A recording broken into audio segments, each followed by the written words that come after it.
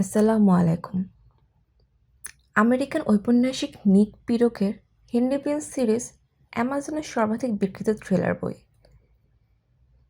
আজ থাকছে সিরিজটির প্রথম বই 3 AM এর প্রথম পর্ব। পরবর্তী সব পর্ব পেতে চোখ রাখুন র্যান্ডম প্রলিফিক চ্যানেলে।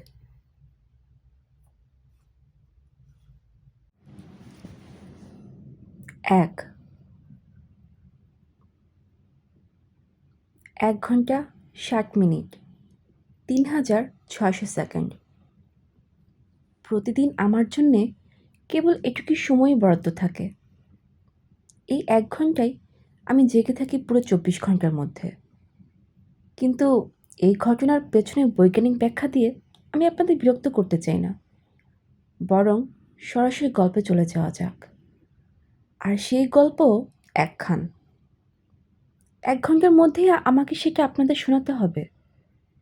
কিন্তু তাও আপনাদের এটুকু জানিয়ে রাখি, এমন কোনো ডাক্তার নেই যাকে আমি দেখাইনি।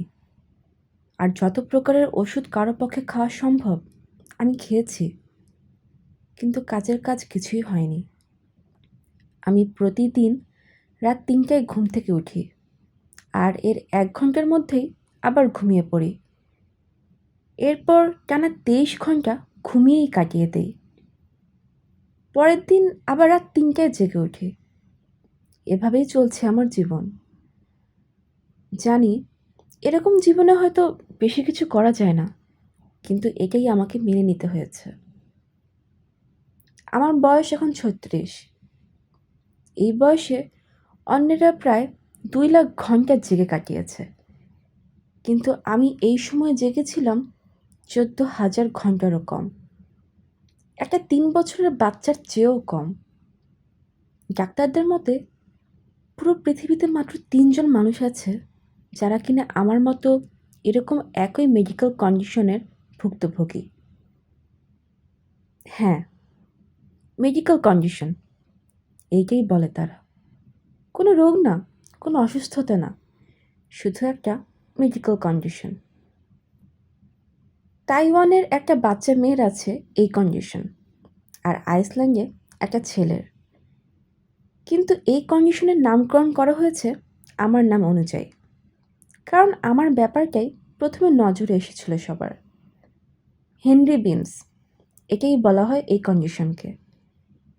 আমি হেনরি বিনস, আর আমার হেনরি বিনস আছে। বাহ! যাই হোক, আপনারা হয়তো এতক্ষণে ভেবে অবাক হচ্ছেন আমি আপনাদের এই গল্পটা কিভাবে শোনাচ্ছি, যেখানে আমার একটা বাক্যই ঠিকভাবে গুছিয়ে বলতে পারার কথা নয়।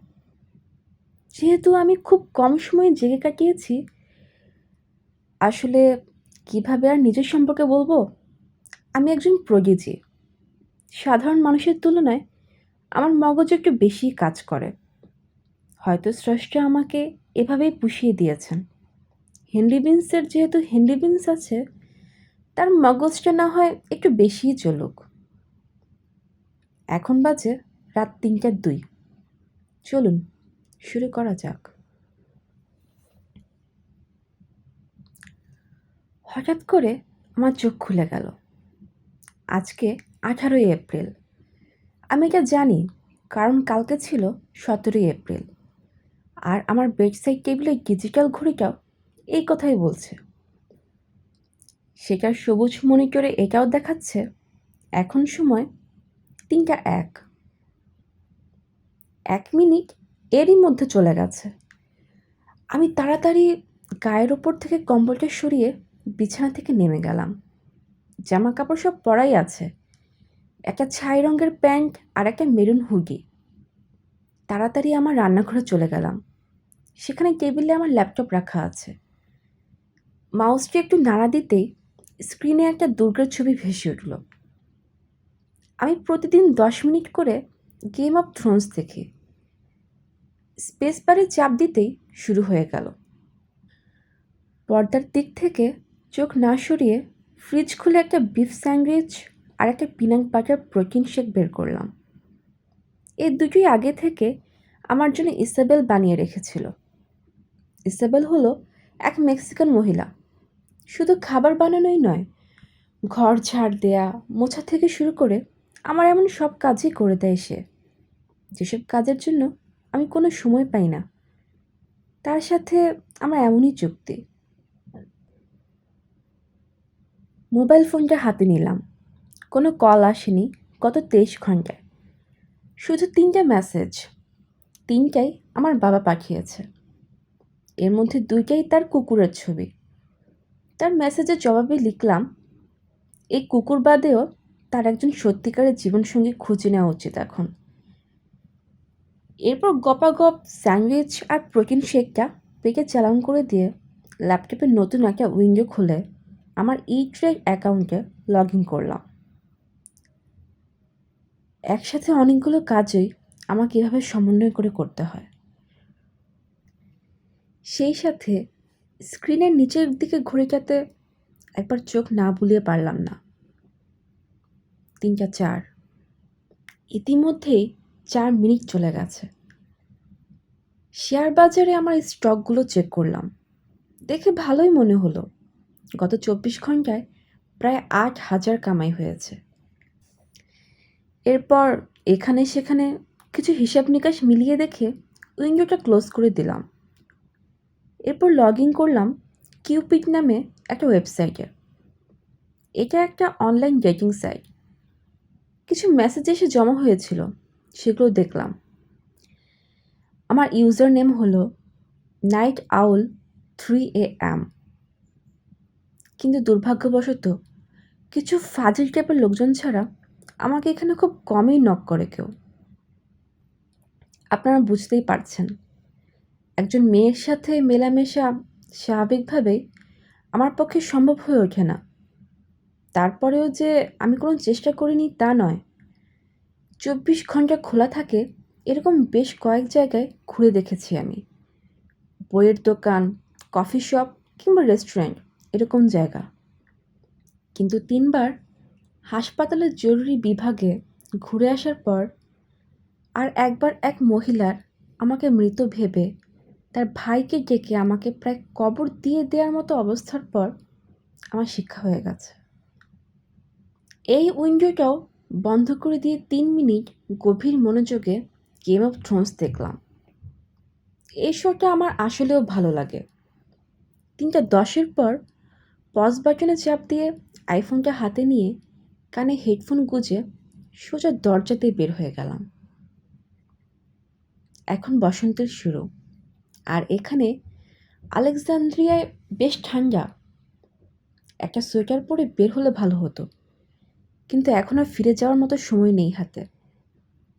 চারদিকে সব চুপচাপ, কোনো সাড়া শব্দ নেই।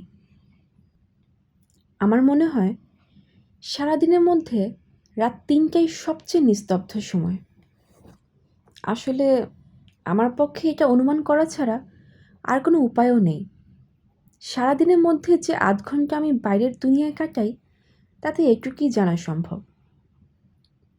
স্ট্রিট লাইটের আলোর নিচ দিয়ে আমি দৌড়াতে থাকি। আসল সূর্যের আলোর মতো নয় হয়তো এটা, কিন্তু এটাই আমাকে মেনে নিতে হয়েছে। আমি না আসলে সবসময় বর্তমানে থাকতেই পছন্দ করি। অতীত নিয়ে ভাবি না, কিংবা ভবিষ্যৎ নিয়েও দুশ্চিন্তা করি না। আগে মাঝে মাঝেই ভাবতাম, ইস, আমার যদি একটা সাধারণ জীবন থাকতো, আমি কি বিয়ে করতাম, কয়টা বাচ্চা কাচ্চা হতো, তাদের নাম কি দিতাম। কিন্তু দেখা যেত এভাবেই এসব ফালতু জিনিস, যেগুলো কোনো দিনই ঘটা সম্ভব নয়, তার পেছনে 30 থেকে 40টা অতি মূল্যবান মিনিট পার হয়ে গেছে, যেটা কোনো অবস্থাতেই আমার পক্ষে মেনে নেওয়া সম্ভব নয়। আমার নতুন ফেভারিট ব্যান্ড ইমাজিন ড্রাগনসের 3টা গান শুনলাম। এরপর লোকাল FM স্টেশনে 5 মিনিটের জন্য টিউন ইন করলাম আমি। এখন পটোম্যাকে একটা ব্রিজের উপর নিচ দিয়ে একটা ট্রলারকে কালো পানির বুক চিরে ছুটে যেতে দেখলাম। মাঝে মাঝে ভাবি দিনের আলোতে এই দৃশ্যটা দেখতে কেমন লাগবে, কিন্তু আমার জীবনে দিন বলে কিছু নেই, শুধু রাত, শুধু অন্ধকার। ফেরার পথে মোড়ে একটা গাড়িকে যেতে দেখলাম। গত 6 দিনের মধ্যে গত 6 দিনের মধ্যে এটাই আমার দেখা প্রথম গাড়ি। একটা ফোর্ড ফোকাস। ফোর্ড কোম্পানি কিন্তু দেউলিয়া হয়ে গেছে। না, মানে এমনি একটু বিদ্যা জাহির করলাম আর কি। 28 মিনিটের মধ্যে 4 মাইল দৌড়ানোর পরে আমি যখন আমার বিল্ডিংয়ের সিঁড়িতে পৌঁছলাম তখন সময় 3:38। আর 22 মিনিট আছে। এরপরের 5 মিনিটে একটু ব্যায়াম করে নিলাম। 4 মিনিট ধরে গোসল করলাম। ধোয়া জামা কাপড় পরে আমি যখন আবার রান্নাঘরে ঢুকলাম তখন বাজে 3:48 আর 12 মিনিট। ফ্রিজ থেকে একটা সালাদের প্লেট বের করলাম। নানা রকম সবজি আর একটু মুরগির মাংস দিয়ে বানানো, স্বাস্থ্যকর জিনিস। সাথে একটা আপেল, একটা চকলেট চিপসের প্যাকেট আর বড় 1 গ্লাস দুধ নিয়ে টেবিলে বসলাম। আমার কিন্ডলের স্ক্রিনে একবার চাপ দিতেই যে পেজটা পড়ছিলাম সেটা অন হয়ে গেল। জেমস প্যাটারসনের একটা মার্ডার মিস্ট্রি। চরম জিনিস। আস্তে আস্তে খাবারগুলো পেটে চালান করতে করতে বইয়ের প্রতিটা শব্দ উপভোগ করতে থাকলাম। চকলেট চিপসের শেষটা যখন মুখে দিলাম তখন সময় 3:58। কিন্ডেলটা অফ করে উঠে দাঁড়িয়ে আমার বেডরুমের দিকে রওনা হলাম। 3:59 সময় বিছানায় উঠে পড়লাম। আর ঠিক তখনই নিস্তব্ধতার বুক চিরে এক মেয়ের তীক্ষ্ণ চিৎকারটা ভেসে এলো। তড়াক করে দাঁড়িয়ে সোজা জানালার দিকে দৌড় দিলাম। আমার বাসার উল্টা দিকে একটা পুরনো ধাঁচের 1তলা বাড়ি। একটু আগে যে ফোর্ড ফোকাস গাড়িটা দেখেছিলাম বাড়িটার সামনে সেটাই পার্ক করে রাখা আছে। ওই বাড়িটায় কে থাকে সে সম্পর্কে আমার বিন্দু মাত্র ধারণা নেই। আমি কখনো ওদের চেহারা দেখিনি। আসলে আমার সব প্রতিবেশীর ক্ষেত্রেই এই কথাটা প্রযোজ্য। আমি জানি আমার এখন বিছানায় থাকা উচিত, কারণ যে কোনো সময়ই আমি গভীর ঘুমে তলিয়ে যাব আর ঠিক সেই জায়গাটাতেই পড়ে যাব। কিন্তু কেউ যেন আমাকে আঠা দিয়ে একেবারে জানালার সাথে লাগিয়ে দিয়েছে। বাড়ির গেটটা হঠাৎ খুলে গেল। এক লোক হেঁটে বের হয়ে আসলো সেটা দিয়ে। স্ট্রিট লাইটের আলোয় ফোর্ড গাড়িটার দরজা খুলতে খুলতে লোকটা যেন আমার উপস্থিতির কথা বুঝতে পেরেই ঠিক জানালার দিকে তাকালো। একবার আমাদের চোখাচোখি হলো, এরপর গাড়িতে উঠে চলে গেল লোকটা। ঘুমে ঢলে পড়তে পড়তে আমার দেখা শেষ দৃশ্যটা ছিল আমার দিকে তাকিয়ে থাকা অন্তর্ভেদে একজোড়া চোখ। লোকটা আর কেউ নয়, স্বয়ং আমেরিকার প্রেসিডেন্ট।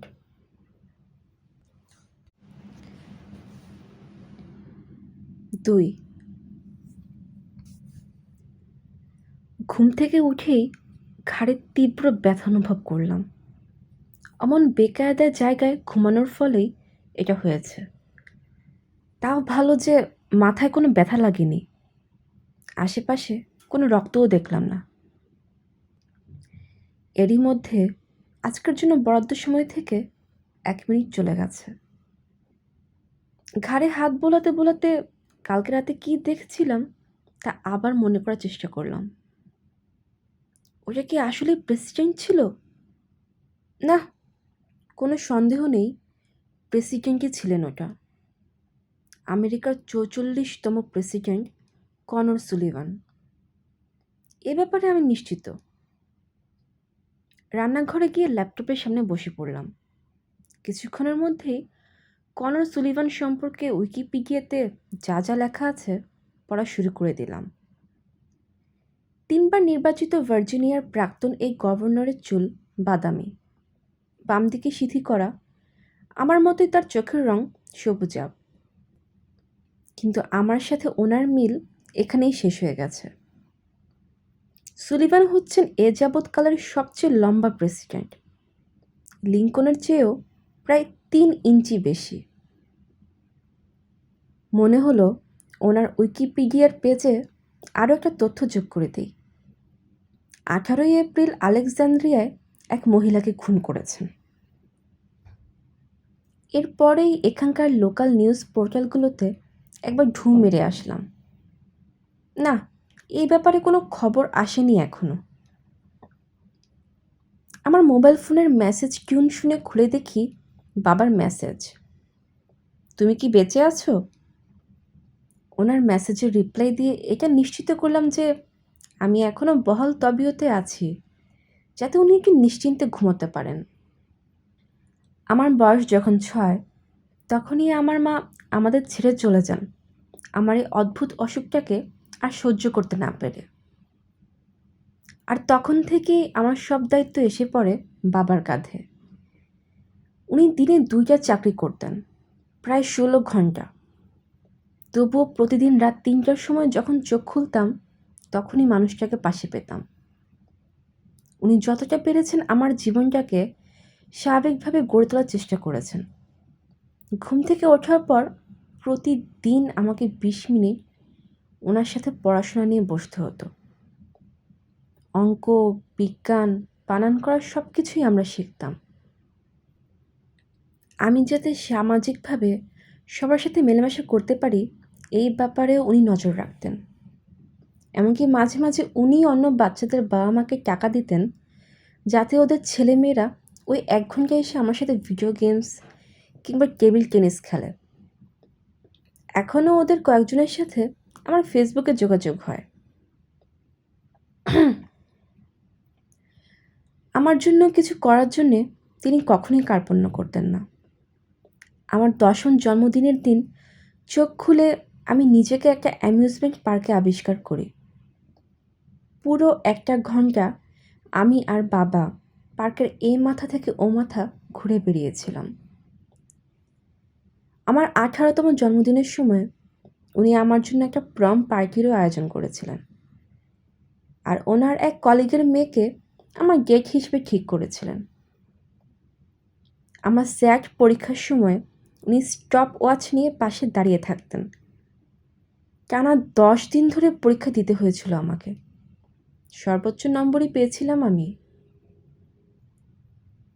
আমার একবার মনে হলো ওনাকে ফোন করে জানিয়ে দে ওনার পছন্দের প্রেসিডেন্ট কী কাণ্ড করেছে, কিন্তু তাতে আমাকে হাজারটা প্রশ্নের সম্মুখীন হতে হবে, আর আমার 1 ঘন্টাও চোখে নিমিষে শেষ হয়ে যাবে। আমি ফ্রিজ থেকে একটা স্যান্ডউইচ বের করতে করতে গত রাতটা মাথা থেকে ঝেড়ে ফেলার চেষ্টা করতে লাগলাম। গতকালের রাতটা এখন অতীত, আর অতীত নিয়ে পড়ে থাকতে আমার ভালো লাগে না। আমি বর্তমান নিয়ে থাকতে পছন্দ করি, আর সেই বর্তমানে আমি এরই মধ্যে 18 মিনিট সময় নষ্ট করে ফেলেছি। গেম অফ থ্রোনস চালু করে দিলাম। আমার একটা পছন্দের ক্যারেক্টারকে কে যেন মেরে ফেলেছে। পর্দায় জন স্নোকে দেখা যাচ্ছে। এরপর মোবাইল হাতে নিয়ে জুতো পরে বাসা থেকে দৌড়ে বের হয়ে গেলাম। এখন বাজে 3:26। আজকে বেশিক্ষণ জগিং করতে পারবো না। 13 মিনিটের মতো দৌড়ে আবার যখন আমার বাসার স্ট্রিট লাইটটার নিচে দাঁড়ালাম, তখন বাজে 3:39। এই লাইটটার নিচেই গতকাল কনর সুলিভান তার গাড়ি পার্ক করে রেখেছিল। আর 21 মিনিট বাকি। ঘুরে বাড়িটার দিকে তাকালাম। একদম নিস্তব্ধ, কোনো সাড়া শব্দ নেই। বাইরের লোহার গেটটা দেখে মনে হলো যেন সেটা সব কিছু বাধা দেওয়ার জন্য চুপচাপ দাঁড়িয়ে আছে। এমনকি কোনো শব্দও সেটাকে পেরিয়ে ভেতরে যেতে পারবে না। আমি আমার হাতটা শার্টের ভেতর ঢুকিয়ে নিয়ে সেইভাবে গেটের উপরের আংটাটা সরিয়ে দিলাম। একটু চাপ দিতেই দরজাটা খুলে গেল। আমি জানি আমি যা করতে চলেছি তা বেআইনি, কিন্তু ভেতরে যে আছে তার যদি সাহায্যের দরকার হয়। মহিলার চিৎকার আমি শুনতে পাই প্রায় 24 ঘন্টা আগে। এখনও হয়তো তার বেঁচে থাকার ক্ষীণ সম্ভাবনা আছে। তাই না? যাই হোক, আপনাদের হয়তো এটা মনে হতে পারে আমি পুলিশকে ডাকছি না কেন। উত্তরটা একদম সোজা। আমার ৩৬ বছরের জীবনে এর থেকে উত্তেজনাময় কখনো কিছু ঘটেছে বলে মনে পড়ে না। ঠিকভাবে বললে আমি যে ১৪,০০০ ঘন্টা জেগে আছি তাতে এরকম কোনো কিছুর মুখোমুখি হয়নি এর আগে। লোহার দরজাটা ঠেলে ভেতরে ঢুকে গেলাম। দেখতে পেলাম একটা সিঁড়ি ওপরে উঠে গেছে। পা টিপে টিপে সেই সিঁড়ি দিয়ে উঠে গেলাম উপরে। অন্ধকার, কিছুই দেখা যাচ্ছে না। মোবাইল ফোনটা বের করে টর্চ জ্বালালাম। সামনের জায়গাটুকু আলোকিত হয়ে উঠল। বাইরে থেকে দেখে যা বুঝেছি, গ্যারেজটা এই বাড়ির বাম দিকে আর রান্নাঘর, লিভিং রুম, বেডরুম এগুলো ডান দিকে। আস্তে করে বললাম, কেউ আছেন? কোনো জবাব এলো না। আমি ঘুরে ফিরে বাসার ভেতরটা দেখতে থাকলাম। সব কিছু একদম ঝকঝকে তকতকে। রান্নাঘরটাও পরিষ্কার, খালি সিঙ্কের ওপর দুটো আধোয়া প্লেট রাখা। ফ্রিজ ভর্তি খাবার। লিভিং রুমটাও গোছানো। একটা বিশাল ফ্ল্যাট স্ক্রিন টিভি, পাশে আবার 3D গগলস রাখা। দেখেই বোঝা যাচ্ছে সবচেয়ে নতুন মডেলের টিভি। 3টে বেডরুম, এর মধ্যে একটা বিশাল। একমাত্র এটাতেই কেউ থাকে বলে মনে হয়। বিছানাটা সুন্দরভাবে গুছিয়ে রাখা এখন। না, বাসাটাকে বাইরে থেকে যতটা মনে হয় তার চেয়ে অনেক বেশি বড়। আমার ফোনটা ভাইব্রেট করে উঠলে খুলে দেখলাম 3:50-এর অ্যালার্ম দিয়ে রেখেছিলাম। আমি আগেই বুঝতে পেরেছিলাম এ বাড়িতে না ঢুকে পারবো না। চারপাশে আরেকবার চোখ বুলিয়ে সামনের দরজাটার দিকে ফিরে যেতে শুরু করলাম। এটা হয়তো আমি যার চিৎকার শুনতে পেয়েছি তার বাড়ি হতেও পারে, আবার নাও পারে। আবার কনর সুলিভান ফিরে এসে হয়তো তার সব কীর্তিকলাপ সাফসূত্র করে রেখে গেছে। ওই মহিলা এখানে নেই এখন। হঠাৎ একটা ছায়া দেখে জমে গেলাম। ঘুরে ঠিকমতো তাকানোর চেষ্টা করতেই ঘাড়ের ব্যথাটা টনটন করে উঠল। না, শালার অ্যাডভিল খেয়ে কাজ হয়নি মনে হচ্ছে। অন্য কোনো পেন কিলার খেতে হবে। দেখি একটা বিড়াল আমার দিকেই তাকিয়ে আছে বেটা। কি খবর বিল্লি মিয়া? সাদা কালো বিড়ালটা কোনো প্রতিক্রিয়াই দেখালো না। নিচু হয়ে ওটাকে আদর করতে যেতেই বেটা ঘুরে হাঁটা দিল। আমিও ওটার পেছনে আলো ফেলে ফেলে যেতে লাগলাম। হলওয়ে পার হয়ে একটা দরজার সামনে গিয়ে ওটা মিয়াও মিয়াও করে ডাকা শুরু করলো। আমি দরজাটার সামনে গিয়ে টান দিয়ে খুলে ফেললাম। ধক করে একটা দুর্গন্ধ এসে ঠেকলো নাকে। মেয়েটা পড়ে আছে একটা গাড়ির হুডের ওপর। পরনে নীল রঙের একটা জামা আর পায়জামা। গলার কাছটা নীল হয়ে ফুলে আছে। সে এখন যে কোনো পেন কিলারের ঊর্ধ্বে। বিড়ালটা মহিলার গায়ে নাক ঘষে ডাকতে লাগলো। মহিলার গলার নিচ থেকে পুরো সাদা হয়ে গেছে। আমি 2 পা সামনে এগিয়ে গেলাম। আমার মনে হয় মেয়েটার বয়স 20 থেকে 25 বছরের মধ্যে হবে। সোনালি চুল, ফিগারও বেশ ভালো। নীল রঙের চোখ জোড়ায় সিলিংয়ের দিকে এক দৃষ্টিতে তাকিয়ে আছে। বেঁচে থাকতে নিঃসন্দেহে অনেক পুরুষের স্বপ্নের খোরাক ছিল মেয়েটা। একটা ফোন বিপ করে উঠল। আমারটা না, হয়তো এই মেয়েটার মোবাইল হবে। ধুর, আমি এখানে প্রায় 7 মিনিট ধরে দাঁড়িয়ে আছি। ঘুরে দৌড় দেওয়ার সময় মহিলার মোবাইলটা দেখার কথা মাথায় এলো, কিন্তু কোথায় ওটা? শব্দটা গাড়ির নিচ থেকে আসছে বলে মনে হলো। আবার ফোন কল এসেছে। আমি উপুর হয়ে গাড়ির নিচে ঢুকে গেলাম। ওই তো ফোনটা। অনেক কসরত করে হাতে নিলাম ওটা। ততক্ষণে কলটা কেটে গেছে। হাঁপাতে হাঁপাতে উঠে দাঁড়ালাম। একটা গোলাপি Samsung Galaxy S4 mobile phone. ঘড়িতে সময় দেখাচ্ছে 3:59। দৌড়ে গ্যারেজ থেকে বের হয়ে গেলাম। সময় মতো বাসায় পৌঁছাতে পারবো তো? আমার বাড়ি আরও প্রায় 100 গজ সামনে। তারপর আবার 3 তলা সিঁড়ি বেয়ে উঠতে হবে। যদি রাস্তার মাঝখানেই পড়ে যাই, কিংবা এই বাড়ির উঠোনেও তো পড়ে যেতে পারি, তখন তো আরও ঝামেলা হবে। কেউ যদি আমাকে দেখে ভেতরে ঢুকে মহিলার লাশ আবিষ্কার করে বসে, এর পরের বার ঘুম ভাঙবে সোজা হাজতে। না, কোনোভাবেই বাসায় পৌঁছাতে পারবো না। এখানেই কোথাও লুকাতে হবে। ছোট বেডরুমগুলোর একটাই ঢুকে গেলাম। কাপড় রাখার ক্লোজেটটা খুলে ভেতরে ঢুকেই শুয়ে পড়লাম আমি। পা দুটো একটু ছড়িয়ে রাখতে রাখতেই রাজ্যের ঘুম নেমে এলো আমার দু চোখে।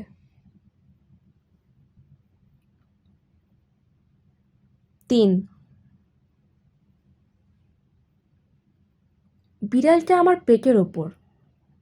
ওই বেটা! বিড়ালটা ঘাড় ঘুরিয়ে আমাকে দেখে আবার আমার বুকের ওপর মাথা রেখে শুয়ে পড়ল। কাল রাতের কথা মনে পড়ে গেল। মেয়েটার লাশ, গাড়ির নিচে মোবাইলটা, সব কিছু। একটু উঠে বসার চেষ্টা করতেই পিঠে তীব্র ব্যথা অনুভব করলাম। হাত দিয়ে দেখি একটা হ্যাঙ্গারের উপরে শুয়ে পড়েছিলাম কাল রাতে। ভালোই তো, কালকে ঘাড়ে আর আজকে পিঠে। না জানি সামনে আর কোথায় কোথায় ব্যথা পাবো। দাঁড়িয়ে মোবাইলটা হাতে নিলাম। 3:02 বাজে। আরেকটা পকেট হাতড়ে অন্য মোবাইলটা বের করলাম। গোলাপি রঙের স্যামসাং গ্যালাক্সি S4। এটার পর্দায় ওয়াশিংটন মনুমেন্ট স্ক্রিন সেভার হিসেবে সেট করা। মেয়েটা মারা গেছে প্রায় 48 ঘন্টা হতে চলল। আমি ভেবেছিলাম এতক্ষণে মেসেজ আর কল এসে ভরে যাবে ফোনটায়, কিন্তু এই 3টাই মিস কল, কাল রাতেরগুলোই। মেয়েটা কি কোনো বন্ধু বান্ধব নেই, কিংবা অফিসের কোনো সহকর্মী? কাল রাতে কে কল দিয়েছিল এটা দেখার কথা মনে হলো, কিন্তু মনে হয় না দেখতে পারবো। ফোনটা লক করা থাকতে পারে। স্ক্রিনটা টাচ করতেই আমার ধারণার সত্যতা পেলাম। পাসওয়ার্ড ইনপুট করার 4 ঘরের বক্স ভেসে উঠল। 1 2 3 4 চাপলাম, কাজ করলো না। করবে যে সেটা আশাও করিনি অবশ্য। মোবাইলটা পরে আবার গাড়ির নিচে ঢুকিয়ে দিতে হবে। শার্টের হাতা দিয়ে সেটা মুছে দিলাম, যাতে আমার হাতের ছাপ লেগে না থাকে। প্যান্টের পকেটে চালান করে দিলাম ওটা। পুলিশ এখনো কিছু জানে না, কারণ এখানে পুলিশ এলে আমি এতক্ষণে নিশ্চয় জেলের ভেতরে থাকতাম। আমাকে এখানে খুঁজে না পাওয়ার কোনোই কারণ নেই। মেয়েটার মৃতদেহ ঠিক আগের জায়গাটাতেই পড়ে থাকতে দেখে তাই অবাক হলাম না, কিন্তু কালকের থেকে আজকের মৃতদেহটার অবস্থা আরও বেশি সঙ্গীন। পচা গন্ধটা বেড়ে গেছে বহু গুণে। কতগুলো মাছি ভনভন করছে আশেপাশে। আমার বমি বমি লাগলো। ঘুরে মূল বাড়িটার দিকে পা বাড়ালাম। এখন বাজে 3:04। রান্নাঘরটা খুঁজে বের করে ফ্রিজ খুললাম। হাতটা এখনও শার্টের হাতার ভিতরে ঢুকিয়ে রেখেছি, যাতে কোনো ছাপ না পড়ে যায়। 2টো পনিরের টুকরো বের করে মুখের ভেতর চালান করে দিয়ে আশেপাশের ড্রয়ারগুলো হাতড়াতে শুরু করলাম সাবধানে। কিন্তু মেয়েটার পরিচয় জানা যাবে এমন কিছু খুঁজে পেলাম না। না কোনো ড্রাইভিং লাইসেন্স, না কোনো ইলেকট্রিক বিল, কোনো কিছুই নেই যাতে তার নাম লেখা থাকতে পারে। হোয়াইট হাউসে ঢোকার কোনো পাসও পেলাম না। কনর সুলিভানের কাছ থেকে আসা কোনো রোমান্টিক চিঠিও নেই। আরও 5 মিনিট এদিক সেদিক দেখে বুঝতে পারলাম আমার পক্ষে আর কিছুই করার নেই। ভাগ্য ভালো, এরই মধ্যে আমাকে কেউ খুঁজে পায়নি, তাই বের হয়ে যাওয়ার রাস্তার দিকে হাঁটা দিলাম আমি। আশেপাশের দিকে শেষবারের মতো দেখে পেছনের দরজাটা বন্ধ করে দিলাম। বিড়ালটা এখনো আমার দিকে কাচের দরজার ভেতর দিয়ে তাকিয়ে আছে। মেয়াও। কি? মেয়াও। আমার কাছে বিড়াল ভালো লাগে না। মেয়াও। আরে, আমি কিভাবে বলবো তুই পানি কোথা থেকে খাবি? বাথরুমে যা, ওখানে পাবি। মেয়াও। ফ্রিজেও অনেক খাবার রাখা আছে। মেয়াও। আচ্ছা বাবা, ঠিক আছে। দরজাটা খুলে দিতেই ব্যাটা এসে আমার কোলে উঠে পড়ল। আমি যখন ওটাকে নিয়ে আমার নিজের বাসায় ঢুকলাম তখন 3:13 বেজে গেছে। বিড়ালটার মতো আমারও অনেক তেষ্টা পেয়েছে। ঠকঠক করে 2 গ্লাস পানি খেয়ে ফেললাম। নিজের জন্য একটা স্যান্ডউইচ আর একটা প্রোটিন শেক বের করে বিড়ালটার জন্য একটা মাছের ক্যান খুলে দিলাম। একটা বাটিতে পানি ঢেলে নিচে রেখে দিলাম। চুকচুক করে পানি খেয়ে বিড়ালটা মাছের ক্যানটার সামনে গিয়ে বসে পড়ল। তোকে তো আর সবসময় খালি বিড়াল বিড়াল বলে ডাকতে পারবো না, তাই না? একটু ভাবলাম আমি, যদিও সামান্য বিড়ালের নাম নিয়ে ভাবার মতো সময় খরচ করা আমার জন্য বিলাসিতাই বটে। আচ্ছা, ল্যাসি নামটা কেমন হয়? উত্তরে ব্যাটা আমার দিকে একবার তাকালো, যেন বলতে চাইছে চলবে। ঠিক আছে, ল্যাসি। আমি জানি তোর খারাপ লাগবে খবরটা শুনে, কিন্তু তোর মালিককে স্বয়ং আমেরিকার প্রেসিডেন্ট খুন করে ফেলেছে। রিপাবলিকানদের ভোট দিলে তো এমনই হবে রে ব্যাটা। উত্তরে ল্যাসি আরও আগ্রহ নিয়ে খেতে লাগলো। সোজা শাওয়ারে ঢুকে গেলাম আমি। 2 মিনিট পর বের হয়ে ধোয়া জামা কাপড় গায়ে চড়ালাম। মোবাইলটা হাতে নিয়ে দেখি 3:22 বাজে এখন। বাকি 38 মিনিট সময়ে অনেক কাজ করতে হবে আমাকে। 15 মিনিট পরে আমি একটা ফোন বুথের ভেতরে দাঁড়িয়ে আছি। আশেপাশে কয়েক ব্লকের মধ্যে এটাই একমাত্র ফোন বুথ যেটা আমি চিনি। এমন না যে এখানে কেউ আমাকে দেখলে কিছু মনে করবে। তারপরও হুডটা মুখের ওপর আরও টেনে দিলাম, যাতে কেউ আমার চেহারা ভালো মতো দেখতে না পায়। 911-এ করা আমার কলটা ছিল একদম সংক্ষিপ্ত।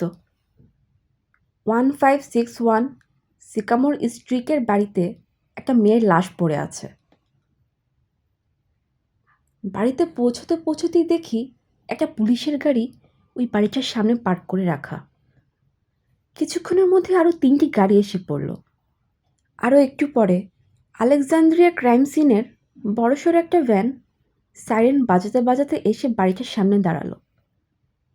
আমি আমার জানালা দিয়ে পর্দার আড়াল থেকে সব কিছু দেখছি। আমার কোলে ল্যাসি। 1 মিনিট বাকি থাকতে থাকতেই আমি বিছানায় উঠে গেলাম। ল্যাসিও আমার পাশে এসে শুয়ে পড়ল। গত 2 রাত মাটিতে শুয়ে কাটানোর পরে এখন বিছানায় উঠতেই মন ভালো হয়ে গেল। কিন্তু ঘুমিয়ে পড়তে পড়তে আমার মনে হতে লাগলো যেন কিছু একটা ভুলে গেছি, জরুরি কিছু একটা। 23 ঘন্টা পর যখন ঘুম থেকে উঠলাম তখনও দেখি ল্যাসি আমার পাশে গুটিসুটি মেরে শুয়ে আছে। বেশ অবাকই হলাম, ওকেও কেমন জানি ক্লান্ত লাগছে আমার মতোই। আমার মনে হয় আরও 23 ঘন্টা একটানা ঘুমাতেও ব্যাটার কোনো সমস্যা হবে না। কিন্তু তখনই মনে হলো ওরও তো প্রকৃতির ডাকে সাড়া দিতে হবে। উঠে আমার 3 তলার ছোট বারান্দায় চলে গেলাম। ওখানে একটা টব আছে, কিন্তু গাছটা বহু আগেই মরে শুকিয়ে গেছে। তাই ওই টবটা থেকে বালি আর মাটি নিয়ে বারান্দার এক কোণে ছড়িয়ে দিলাম। ল্যাসি এখনো আমার বিছানায় শুয়ে আছে। যা, তোর যাবতীয় কাজ ওখানেই সেরে আয়। আমাকে অবাক করে দিয়ে ব্যাটা উঠে বারান্দায় চলে গেল একদম বাধ্য কুকুরের মতো। এই বেড়ালটার সব স্বভাবই দেখি কুকুরের মতো। আমি উল্টো দিকের জানালা দিয়ে বাইরে উঁকি দিলাম। বাইরে এখনো দুটো পুলিশের গাড়ি অপেক্ষা করছে, আর বাড়িটার চারপাশে প্রবেশ নিষেধ লেখা পুলিশ গেট দিয়ে ঘেরা। আমার ল্যাপটপের সামনে বসে লোকাল নিউজ পোর্টালগুলো দেখতে লাগলাম। নিজ বাসা থেকে অজ্ঞাত তরুণীর লাশ উদ্ধার, বেশ কয়েকটা জায়গায় খবর বেরিয়েছে। আলেকজান্দ্রিয়া, হোয়াইট হাউস থেকে মাত্র 15 মিনিটের দূরত্বে। আশেপাশে অনেক হোমরা চোমরাদের বাসা। তাই আমি আশা করেছিলাম খবরটা হয়তো আরও বেশি হাইলাইটেড হবে, কিন্তু দেখে মনে হলো সাংবাদিকেরা একরকম দায়সারাভাবেই কাজ সেরেছে। অজ্ঞাত এক তরুণীকে তার বাসার গ্যারেজে শ্বাসরোধ করে হত্যা করা হয়েছে। এখন পর্যন্ত কোনো সন্দেহভাজন গ্রেফতার হয়নি। একটু কি? আমি আর ল্যাসি খাওয়া দাওয়া করে নিলাম। এরপর বাবাকে একটা ফোন দেওয়ার কথা মনে হলো। আর 2 রাত পরেই তার আসার কথা। একসাথে বসে তাস পিটাবো আমরা। তার সাথে 2 মিনিট এ ব্যাপার সে ব্যাপারে আলাপ করলাম। আমি ভেবেছিলাম খুনটার কথা জিজ্ঞেস করবেন তিনি, কিন্তু ওই প্রসঙ্গ তুললেনই না। ভালোই হলো, সামনাসামনি বলবো তাকে। চেহারাটা যা হবে না বাবার।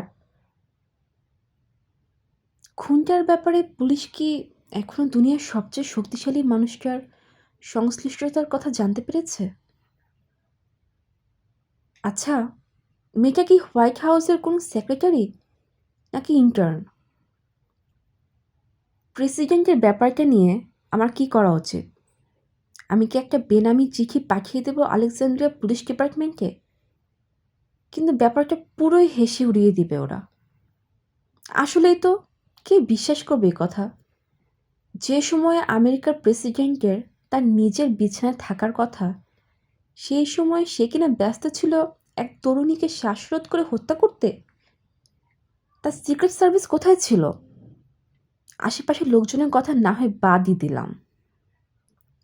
ইমেইলটা টাইপ করব ঠিক এমন সময় আমার দরজার কাছে একটা 4 কোণা লাল রঙের কার্ড দেখতে পেলাম। কার্ডটা নিয়ে আয় তো, লাসিকে বললাম।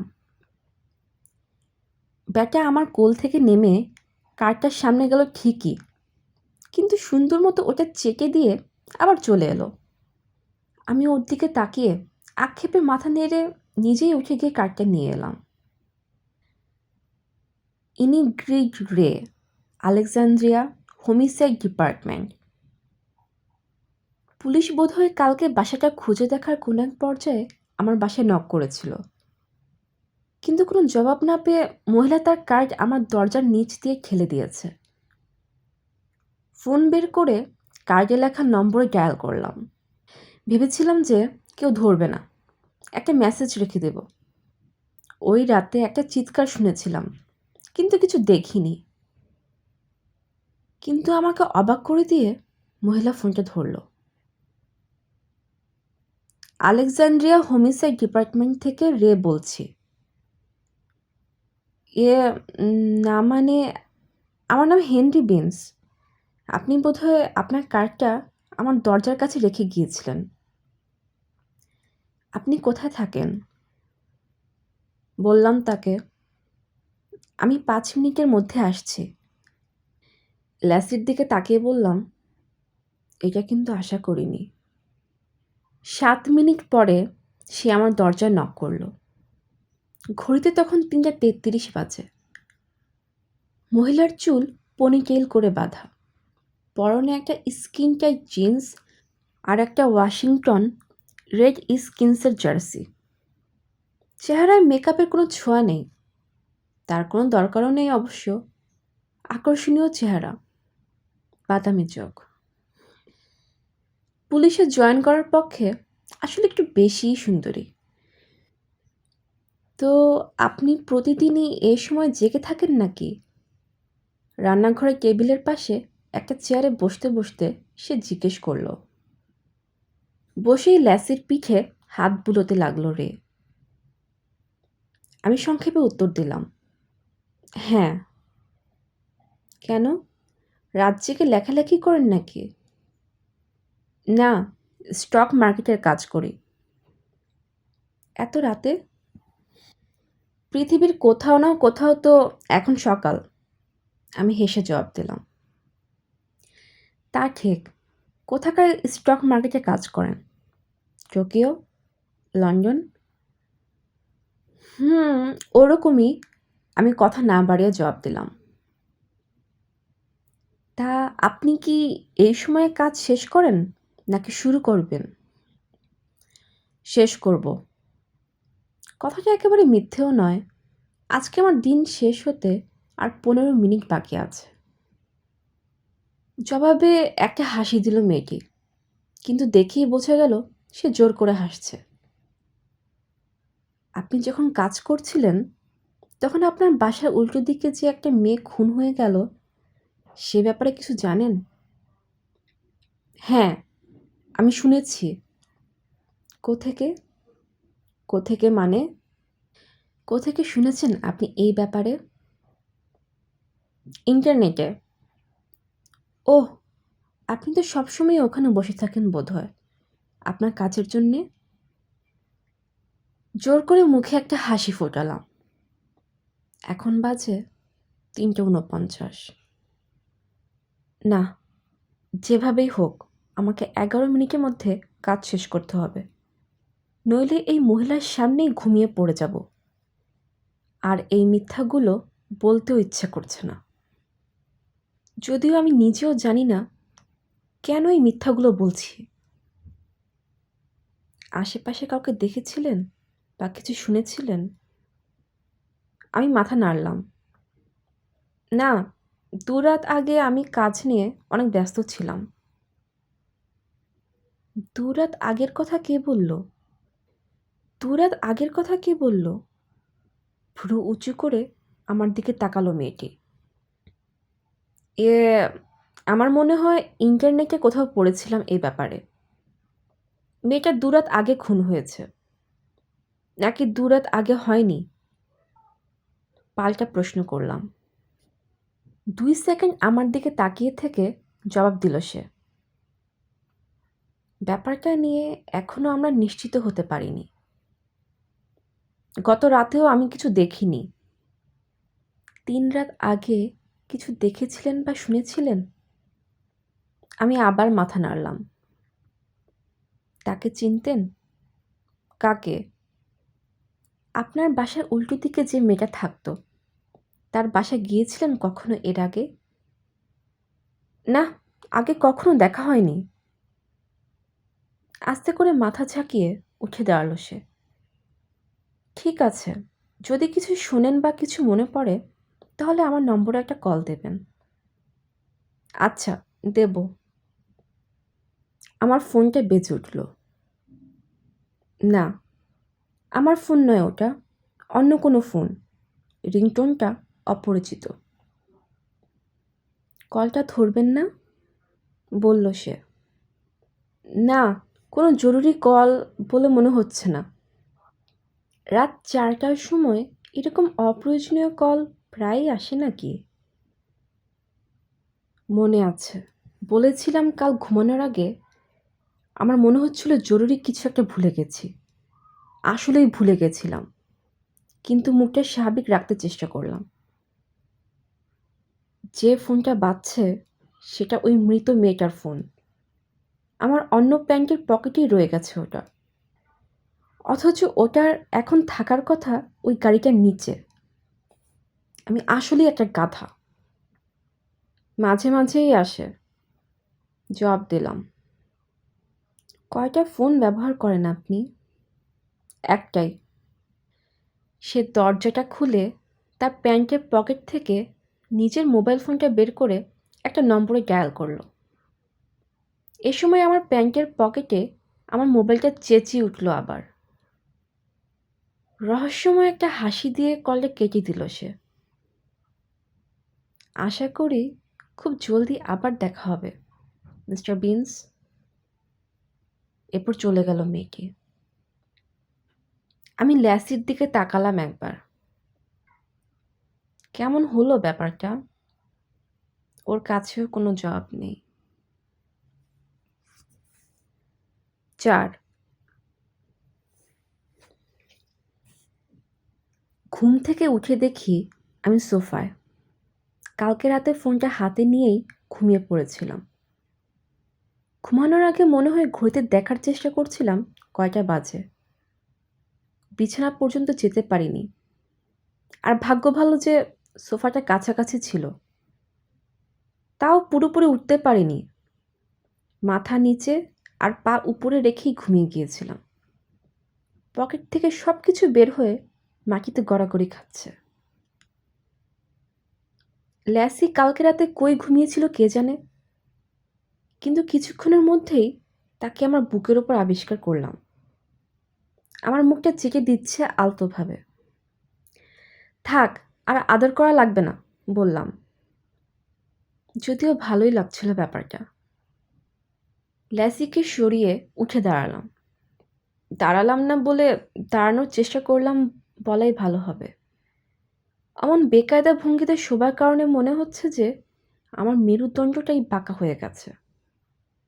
5 মিনিট ধরে গোসল করলাম। সাধারণত আমি এত সময় নেই না, 2 মিনিটেই হয়ে যায়। কিন্তু গত কয়েকদিনের ঘটনাগুলোও ধুয়ে ফেলার চেষ্টা করলাম। এখন একটু সোজা হয়ে দাঁড়াতে পারছি। ফ্রিজ খুললাম, কিন্তু আজকে আর স্যান্ডউইচ খেতে ইচ্ছে করছে না। একটা দইয়ের বক্স আর কয়েকটা ফ্রেঞ্চ ব্রেড বের করে নিলাম। ল্যাসি দুটো জিনিসই আমার সাথে ভাগাভাগি করে খেলো। বাবাকে মেসেজ দেওয়ার জন্য ফোনটা হাতে নিয়ে দেখি 3টা মিস কল। 3টাই একজনের নম্বর থেকে, ডিটেকটিভ রে।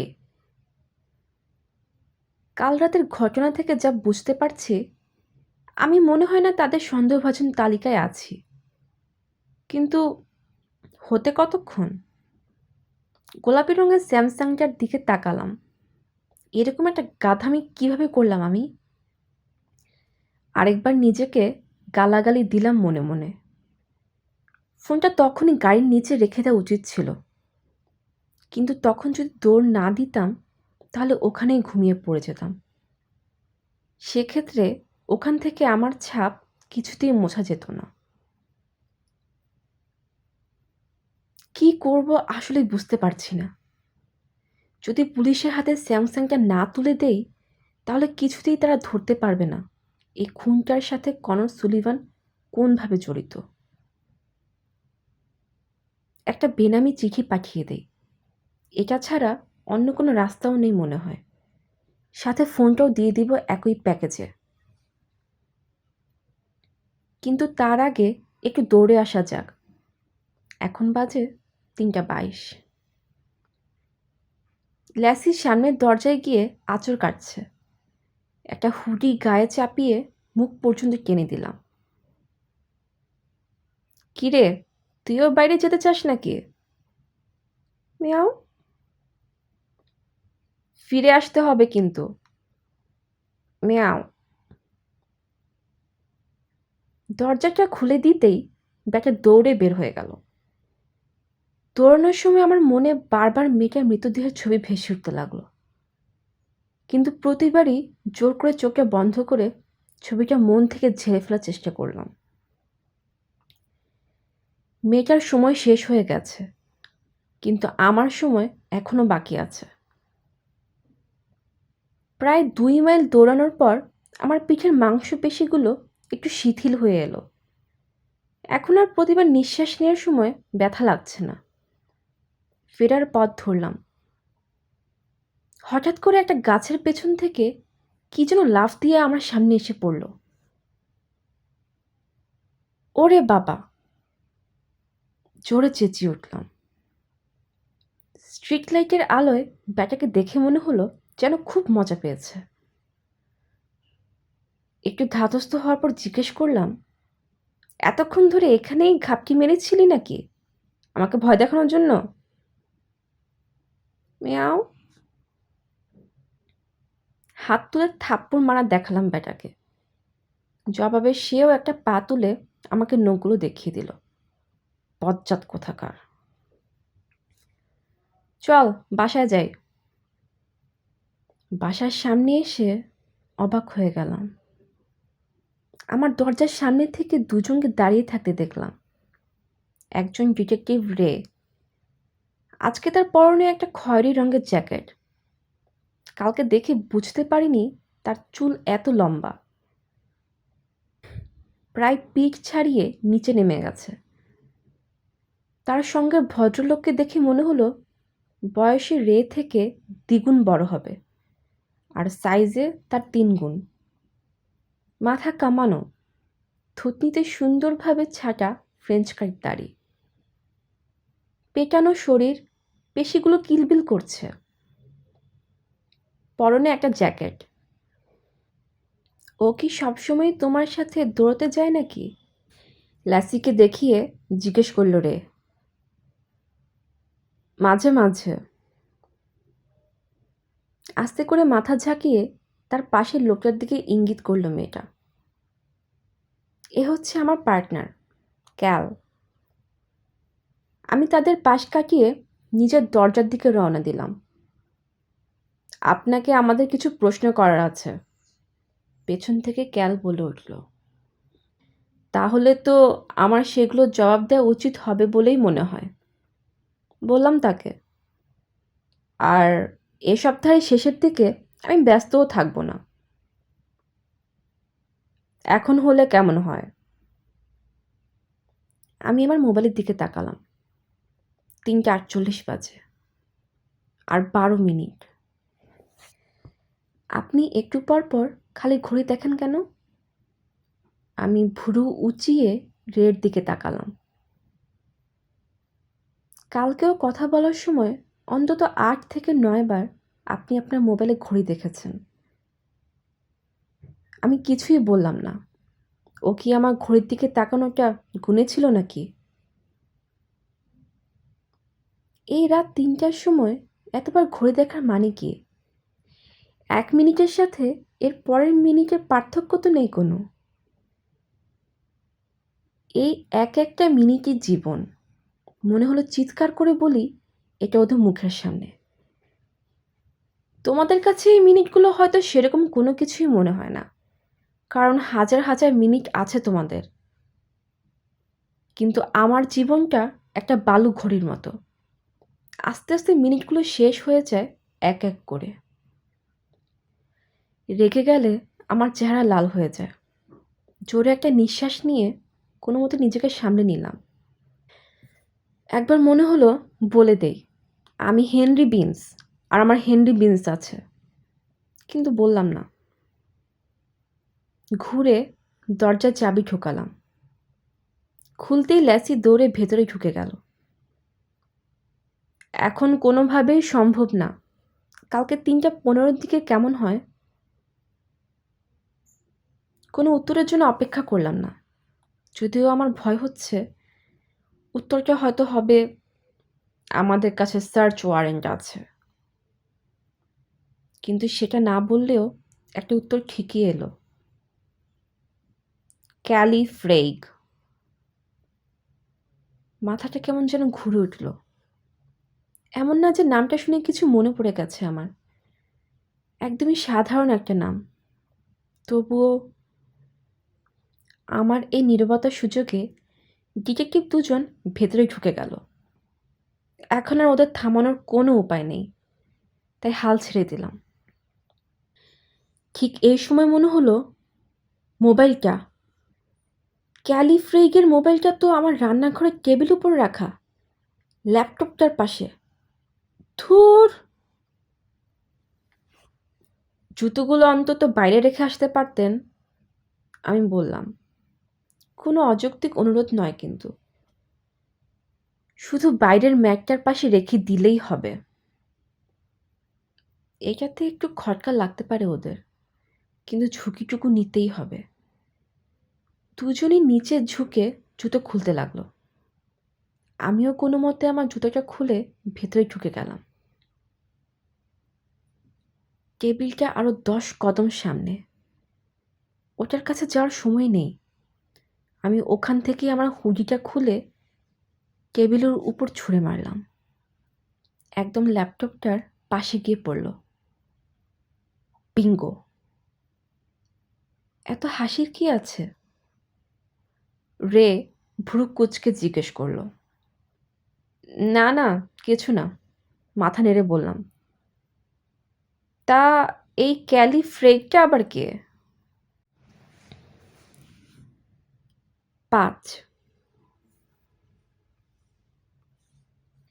ক্যালি ফ্রেগ হচ্ছে সেই মেয়েটার নাম যার ওপর তুমি 3 মাস ধরে তোমার জানালা দিয়ে নজর রাখছিলে, আর সে এখন মৃত।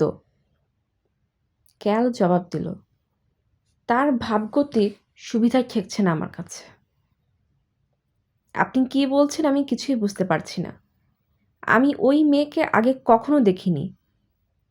মাথা নেড়ে বললাম। আসলে একবার দেখেছি আমি, কিন্তু জীবিত অবস্থায় কখনো দেখিনি। তার মানে আপনি বলতে চাচ্ছেন গত 3 মাস ধরে আপনার বাসার ঠিক উল্টো দিকে থাকে এমন একটি মেয়েকে আপনি চেনেন না, তাই তো? রে জিজ্ঞেস করল। সে এই এলাকায় মাত্র 3 মাস ধরে থাকে? রে আর ক্যাল দুজনই আমার প্রশ্ন শুনে বিভ্রান্ত হয়ে গেল। একে অন্যের দিকে একবার তাকালো ওরা। আসলে ওদের দোষ দিয়েও কোনো লাভ নেই, কারণ মেয়েটা যদি ওখানে 6 বছর ধরেও থাকতো তাও আমার পক্ষে সেটা জানা সম্ভব হতো বলে মনে হয় না। আমি কখনো তাকে দেখিনি। আবার বললাম তাদেরকে। আর ক্লেমেনদের? ক্যাল বলল। ওদের দেখেছ? এই ক্লেমেনরা আবার কারা? ওই বাড়িটা যাদের গত 10 বছর ধরে তারা ওখানে ছিল। না, কোনো ক্লেমেনকেই আমি চিনি না। একটু থেমে উত্তর দিলাম। আপনি এই বাসায় কতদিন ধরে আছেন? 7 বছর। রে চোখ পাকিয়ে আমার দিকে তাকালো। আর এই 7 বছরে আপনি আপনার বাসার ঠিক উল্টো দিকে যারা থাকে তাদের একবারের জন্যও দেখেননি?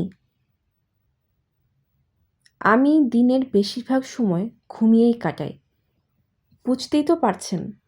নইলে আপনাদের সাথে তো আমার এই রাত 4টায় কথা হতো না, তাই না? আসলে 3:54 বাজে এখন।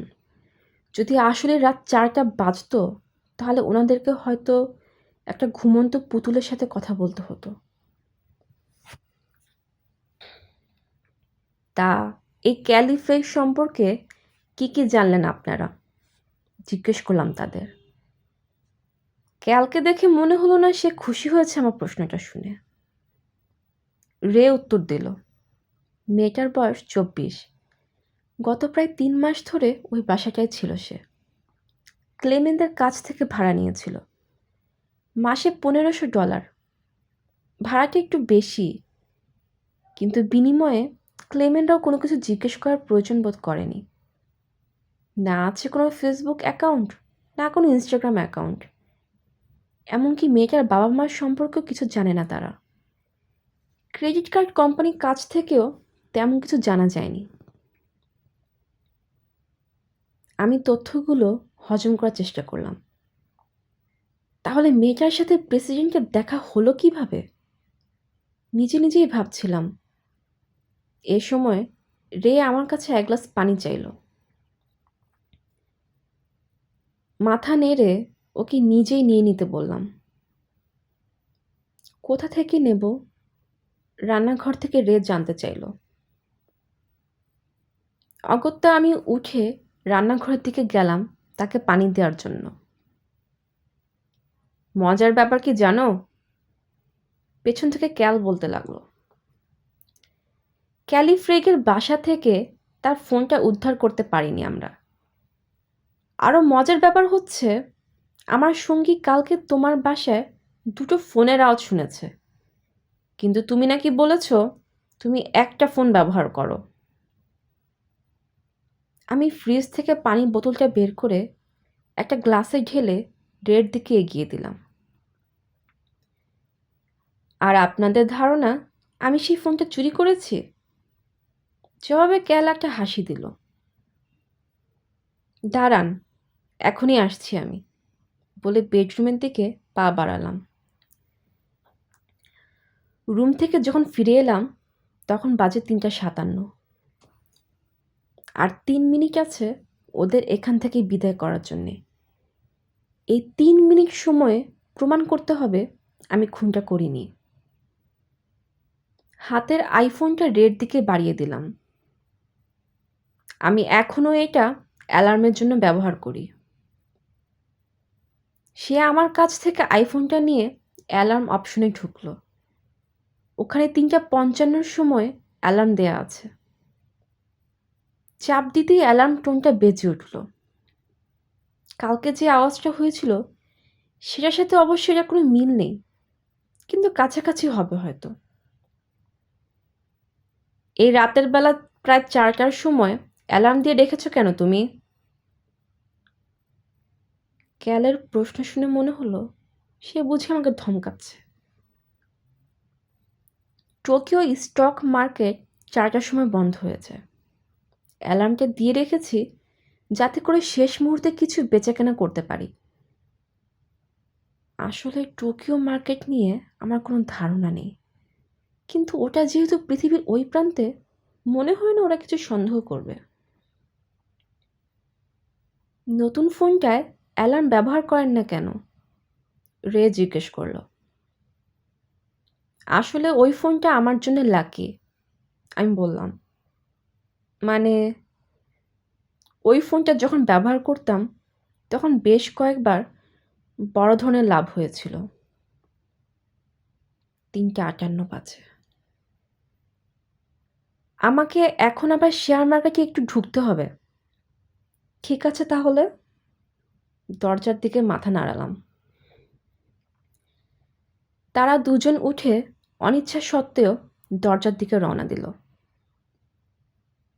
ওহ, আরেকটা জিনিস, রে বলল। ওই বাড়িতে আমরা অনেক বিড়ালের খাবার পেয়েছি, কিন্তু কোনো বিড়াল খুঁজে পাইনি। আমি ল্যাসির দিকে তাকালাম। একটা চেয়ারের ওপর গুটলি পাকিয়ে শুয়ে আছে বেটা। আর আপনার বাসা ভাড়ার চুক্তিনামায় কিন্তু কোনো বিড়ালের কথা উল্লেখ নেই। আমি পড়ে দেখেছি ওটা, রে বলল আবার। না, মানে প্রতি মাসে বাড়তি $50 বাঁচানোর চেষ্টা করছিলাম আর কি, দায়সারাভাবে বললাম। তাই নাকি? ক্যাল বলল। ফোন দিয়েই যখন এত ডলার কামাও তুমি, এই সামান্য $50 এত বেশি হয়ে গেল কেন তোমার কাছে? চোখ বড় করে ওর দিকে তাকিয়ে থাকলাম আমি, কিন্তু কিছু বললাম না সাথে সাথে। লাসি, বেটা লাফ দিয়ে এসে আমার পায়ের কাছে বসে পড়ল। আশা করি এটা যেন কাজ করে। শুয়ে পড়। লাসি পেটের উপর ভর দিয়ে শুয়ে পড়ে লেজ নাড়াতে লাগলো। এবার উঠে বস। উঠে বসলো। এবার একটু গড়াগড়ি খা। ঠিকই পিঠের ওপর একটা গড়ান দিল বেটা। সাব্বাস, এবার জোরে একটা লাফ দে। আমি জানি এটা একটু বেশি বেশি হয়ে যাচ্ছে। কিছুই করলো না ল্যাসি। ডিটেকটিভদের দিকে মুখ তুলে তাকালাম আমি। এটা কিছুতেই করানো যাচ্ছে না ওকে দিয়ে, কিন্তু আমরা চেষ্টা করে যাচ্ছি। হি হি। দরজাটা খুলে ধরলাম। দুজন বের হয়ে জুতো পরে চলে গেল। শেষ পর্যন্ত আমি আর ল্যাসি যখন বিছানায় শুলাম, ঠিক তখনই আমার ভুলটা ধরতে পারলাম। লাফিয়ে উঠে রান্নাঘরে গিয়ে দেখি ডিটেকটিভ রে যে গ্লাসে করে পানি খাচ্ছিল সেটা নেই, উধাও হয়ে গেছে। সাথে করে নিয়ে গেছে আমার আঙ্গুলের ছাপটাও। 6। আমি একরকম নিশ্চিতই ছিলাম এবার আমি ঘুম ভেঙে গেলে নিজেকে আবিষ্কার করব হাজতে। সে নিয়ে অনেক দুঃস্বপ্নও দেখেছি রাতভর, কিন্তু না, আমি এখনও নিজের ঘরেই আছি। 3:25 যখন কেউ আমার দরজায় নক করলো না, তখন আমার মাথায় 3টার সম্ভাবনা উঁকি দিল। 1, আঙ্গুলের ছাপ মেলাতে অন্তত 24 ঘন্টার বেশি সময় লাগে। 2, আমি কোনো প্রকার ছাপই ফেলে আসিনি ওই বাসায়, কারণ বেশিরভাগ সময়ই আমি শার্টের হাতার ভেতরে হাত গুটিয়ে রেখেছিলাম। আর না হলে 3, প্রেসিডেন্টের আঙ্গুলের ছাপের সাথে তার মিল খুঁজে পেয়েছে, আর এখন প্রধান সন্দেহভাজনও সে।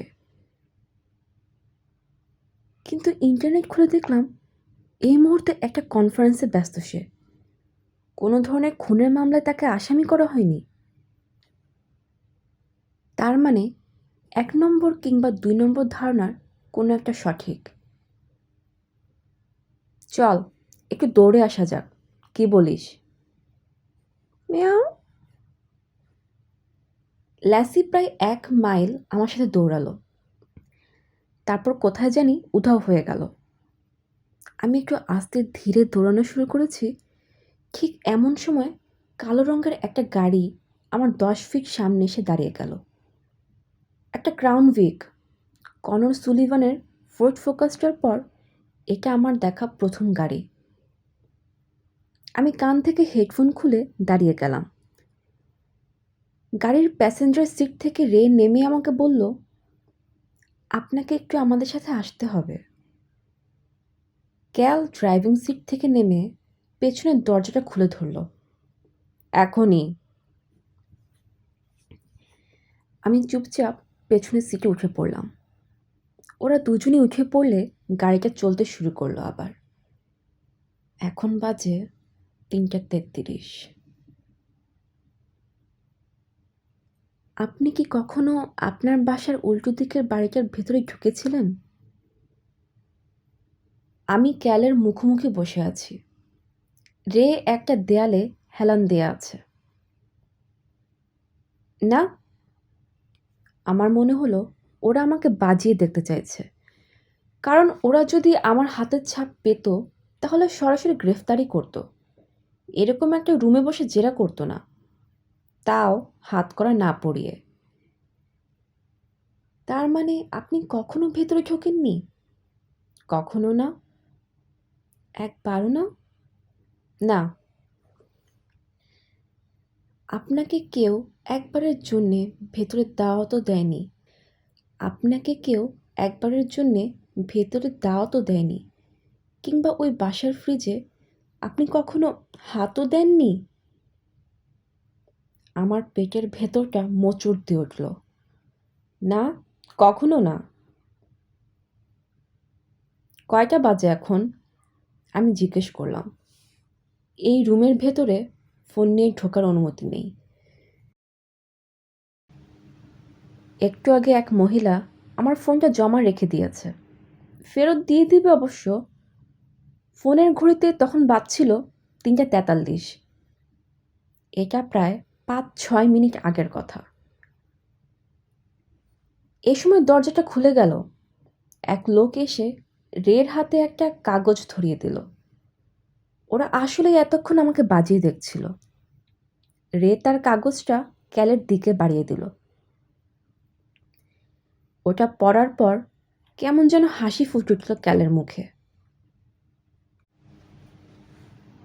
বলো তো, ওই বাসার সব জায়গায় কার হাতের ছাপ পাওয়া গেছে? জিজ্ঞেস করলো সে। এবার শেষ আমি। গাড়িটার হুডের ওপর, পেছনের টায়ারটায়, ফ্রিজের দরজায়, গেস্ট বেডরুমের আলমারির ভেতর, আর কাচের দরজাটার হাতলে। কোথাও বাদ নেই দেখছি। আমার হাতের ছাপ আপনারা কিভাবে পেলেন? কি বলছিলাম এতক্ষণ, কানে ঢোকেনি? পুরো বাসা জুড়ে তোমার হাতের ছাপ পাওয়া গেছে। হ্যাঁ, আমার কানে সব কিছুই ঢুকেছে ঠিক মতো, কিন্তু আমি বলতে চাচ্ছি, হাতের ছাপ যে মিলিয়ে দেখলেন, আপনারা সেটা কিভাবে জোগাড় করলেন? আমি তো আগে কখনো গ্রেফতার হইনি। পুলিশের কাছে আমার সম্পর্কে কোনো তথ্য থাকার কথা নয়। রের দিকে তাকিয়ে বললাম, আর যদি কোনোভাবে এই ছাপ আপনারা গ্লাসটা থেকে পেয়ে থাকেন, যেটা বেআইনিভাবে আমার বাসা থেকে চুরি করেছেন গতকাল, তাহলে আদালতে সে প্রমাণ কখনো টিকবে না। জানি, সেটা আদালতে টিকবে না। ক্যাল একটা হাসি দিল। কিন্তু আমরা তোমার হাতের ছাপ নিয়েছি তোমার ফোন থেকে, যেটা একটু আগেই তুমি জমা দিয়েছ। তখন কিন্তু একটা ফর্মও সাইন করেছিলে। তোমার উচিত ছিল সেটা ভালো করে পড়ে দেখার। ধুর! আমি আরেকবার ভদ্রভাবে জিজ্ঞেস করছি, আপনি কি কখনো ওই বাড়ির ভেতরে গিয়েছিলেন? হ্যাঁ। 3 রাত আগে? হ্যাঁ, কিন্তু মেয়েটা 3 রাত আগে খুন হয়নি, হয়েছে 4 রাত আগে। সেটা আপনি কিভাবে জানেন? কারণ আমি তার চিৎকারটা শুনেছিলাম। Conor Sullivan? ক্যাল আবার জিজ্ঞেস করলো, মানে প্রেসিডেন্ট কনর সুলিভান? আমি মাথা নেড়ে সায় দিলাম। সে রের দিকে তাকালো। রেও মাথা ঝাঁকাচ্ছে। কসম খেয়ে বলছি, ওই রাতে আমি একটা চিৎকার শুনেছিলাম, আর এরপরেই দেখি সামনের দরজাটা দিয়ে এক লোক বের হয়ে আসছে। ওটা যে কনর সুলিভানই ছিল সে ব্যাপারে আমার কোনো সন্দেহ নেই। আপনি বলতে চাইছেন সে একটা ফোর্ড ফোকাস গাড়িতে চড়ে ভেগেছে? রে হাসতে হাসতে জিজ্ঞেস করলো। তা ওনার সিক্রেট সার্ভিস কোথায় ছিল তখন? এটা গিয়ে ওনাকে জিজ্ঞেস করুন না। তুমি মেয়েটাকে কেন খুন করেছ? ক্যাল জিজ্ঞেস করলো। কি? তুমি ক্যালি ফ্রেগকে কেন খুন করেছ? চিবিয়ে চিবিয়ে আবার জিজ্ঞেস করলো ক্যাল। আমি কাউকে খুন করিনি। মেয়েটাকে আমি আগে কখনো দেখিনি। সেদিন ওর বাড়িতে ঢোকার আগ পর্যন্ত। সত্যি বলছি। হ্যাঁ, সেটা তুমি আগেও কয়েকবার বলেছ। তখনও আমি তোমাকে বিশ্বাস করিনি, এখনও করছি না। তোমার জানালা দিয়ে ওই বাড়িটা সরাসরি দেখা যায়। ওটা দিয়ে বাইরে তাকানোর সময় তুমি মেয়েটাকে কখনো দেখোনি, এটা হতেই পারে না। আমার ধারণা ওই জানালা দিয়ে দেখতে দেখতেই তুমি মেয়েটার প্রেমে পড়ে গিয়েছিলে, আর ওই রাতে সুযোগ বুঝে তুমি গলা টিপে তাকে মেরে ফেলেছ।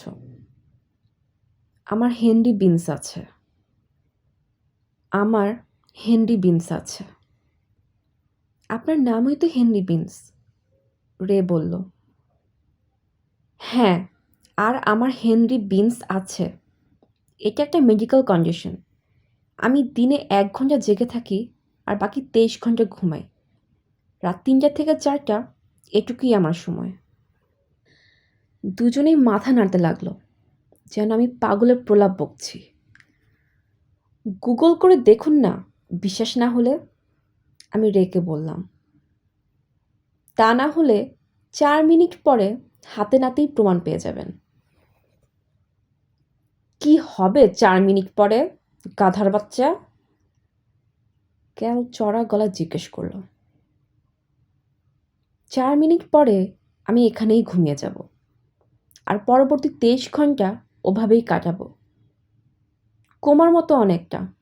এরপর আবার 1 ঘন্টার জন্য জেগে উঠব। এভাবেই চলতে থাকবে।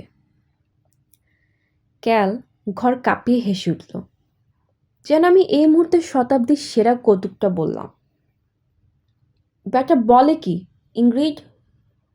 এরকম গাঁজাখুরি গপ্প আগে শুনেছ কখনো? রেকে বলল সে।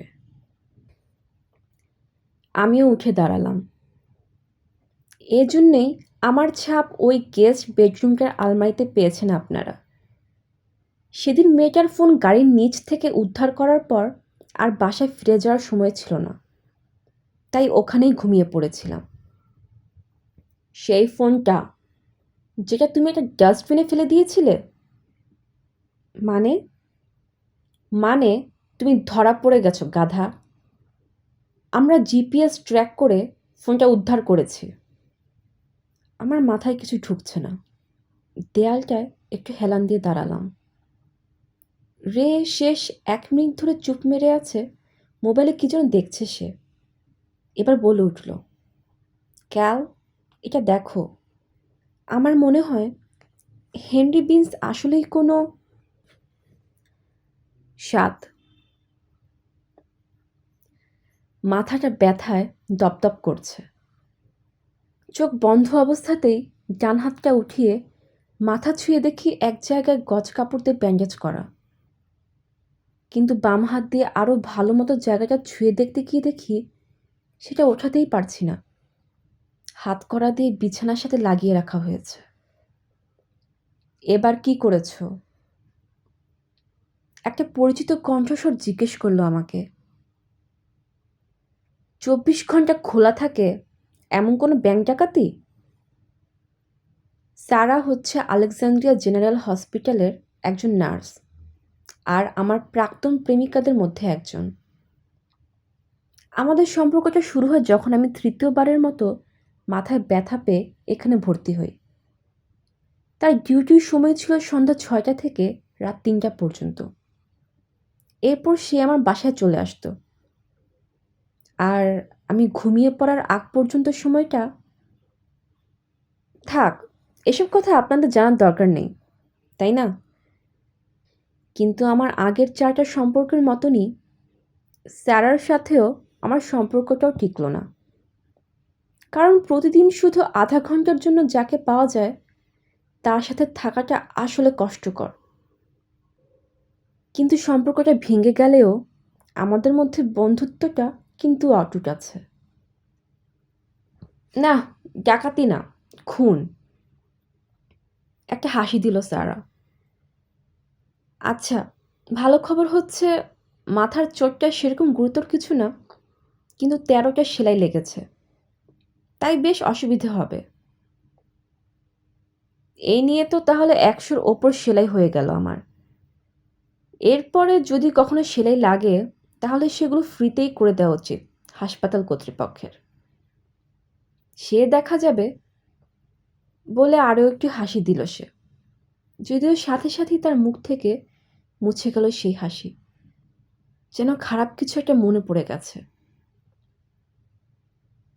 পুলিশ অফিসারদের জানাতে হবে তুমি জেগে উঠেছ। আমি মাথা নাড়লাম। আমার হাতে আলতো করে একটা চাপ দিয়ে সে বের হয়ে গেল ঘর থেকে। রে আর ক্যাল আমার ঘরে এলো একটু পরই। হাতকড়া পরানো হাতটা নেড়ে তাদের দেখালাম। এটার মানে কি? আমাকে গ্রেফতার করা হয়েছে?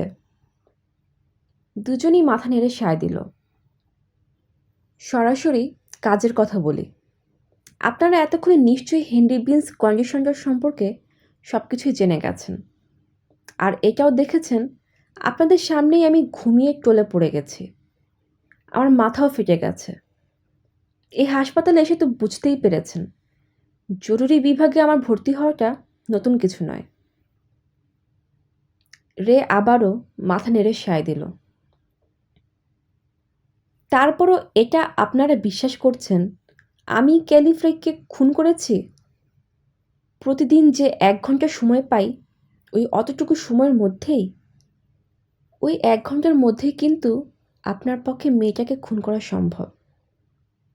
এই সম্ভাবনাটা কোনোভাবে উড়িয়ে দেওয়া যাচ্ছে না মিস্টার বিনস। কারণ এমন না যে মেয়েটার বাড়ি আপনার নিজের বাড়ি থেকে খুব দূরে। রে বলল, তাছাড়া মেয়েটার পুরো বাড়ি জুড়ে আপনার হাতের ছাপ পাওয়া গেছে। আর আপনি এ পর্যন্ত যে কথাগুলো বলেছেন তার মধ্যে শুধু এই অদ্ভুত অসুখের ব্যাপারটা ছাড়া সবই মিথ্যে। আমার মনে চিন্তার ঝড় বইতে লাগলো। আমাকে একটা ফোন কল করতে হবে। বাহ, এত তাড়াতাড়ি আইনজীবীর সাথে যোগাযোগ করতে চাও? ক্যালের গলা শুনে মনে হলো সে মজা পেয়েছে আমার কথাটা শুনে। আসলে আমি আমার বাবাকে কল করতে চাই, না হলে তিনি অনেক দুশ্চিন্তা করবেন। রে তার নিজের মোবাইলটা আমার হাতে গুজে দিয়ে ক্যালকে নিয়ে রুম থেকে বের হয়ে গেল। বাবা যখন ফোনটা ওঠালেন, তার গলা শুনেই বোঝা গেল তিনি আসলেও দুশ্চিন্তার মধ্যে ছিলেন এতক্ষণ। আমার বাসায় তাস খেলতে এসে যখন দেখেন আমি নেই, তখন আমার ফোনে কল করেছিলেন তিনি। সেটাও বন্ধ পাওয়াতে এরই মধ্যে হাসপাতালের দিকে রওনা হয়ে গেছেন। গাড়িটা ঘুরিয়ে আমার বাসায় ফিরে যান আবার। তিনি যখন আমার বাসায় পৌঁছলেন, তখন তাকে বললাম কি করতে হবে। ফোনটা কেটে দেওয়ার আগে তাকে জিজ্ঞেস করলাম বাসার আশেপাশে কোনো বিড়ালকে বসে থাকতে দেখেছেন কিনা। না, কোনো বিড়াল দেখা যায়নি।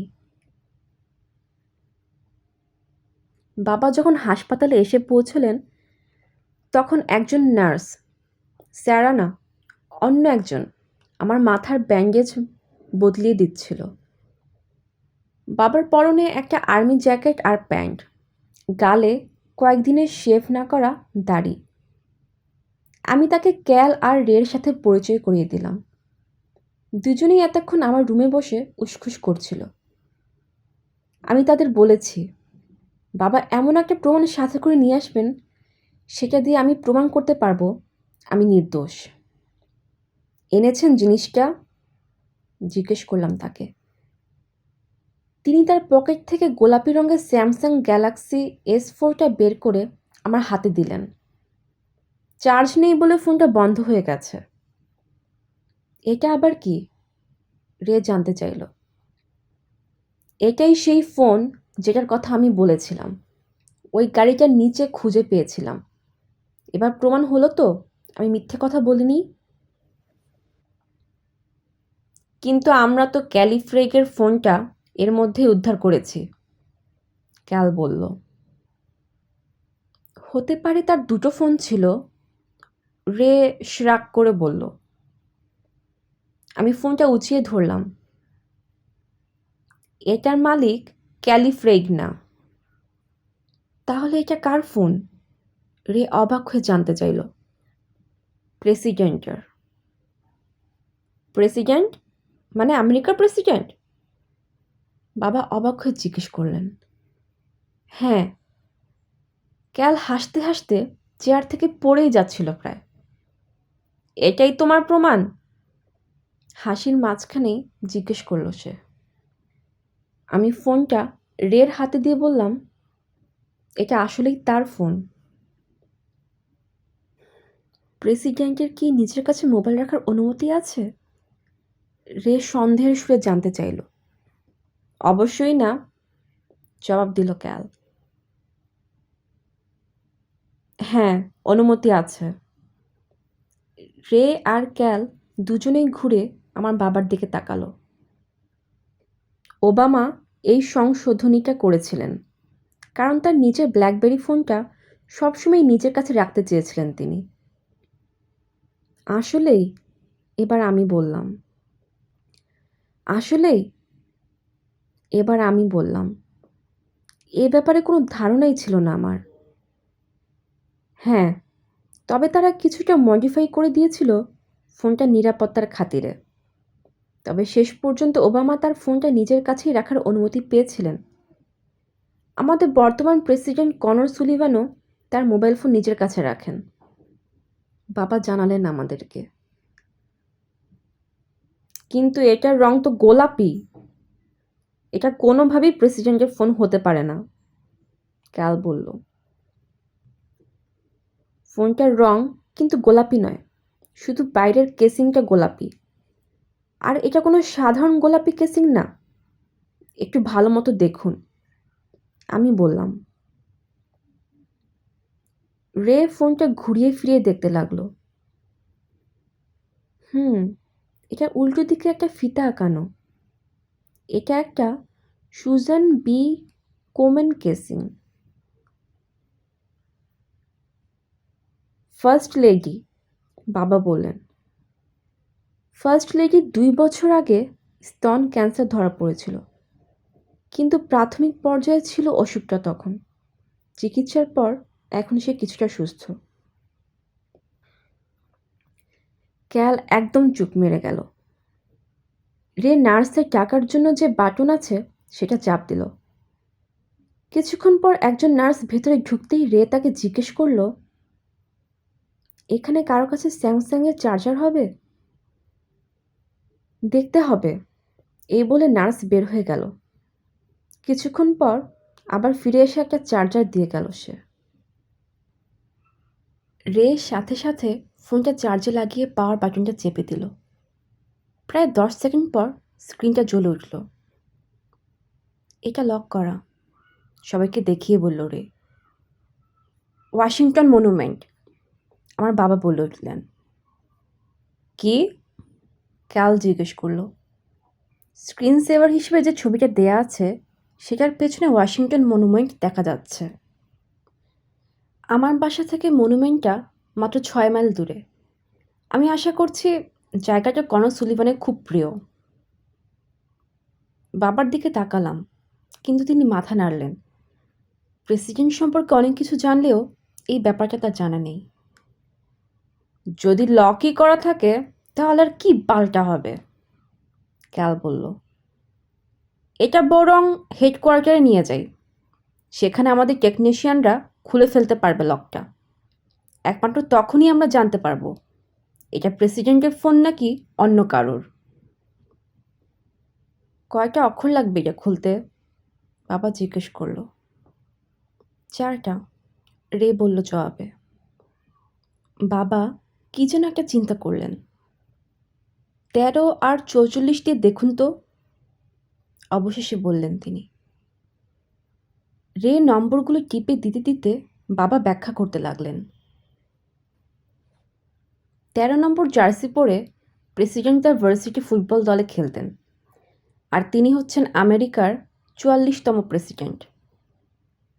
না, কাজ করছে না, মাথা নেড়ে বলল রে। নম্বরগুলো উল্টিয়ে দেখুন তো, আমি বললাম তাকে।